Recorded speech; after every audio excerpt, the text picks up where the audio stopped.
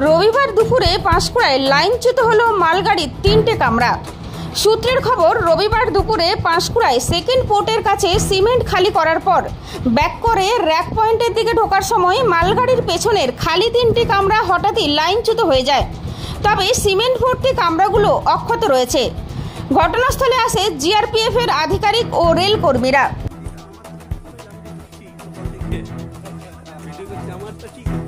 अरे सर तो जरा चलो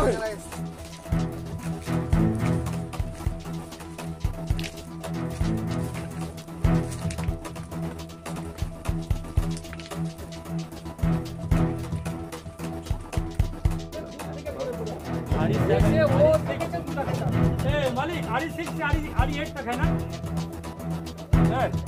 RE6 से RE8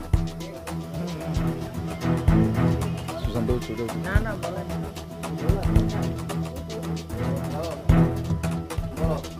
इधर आओ यार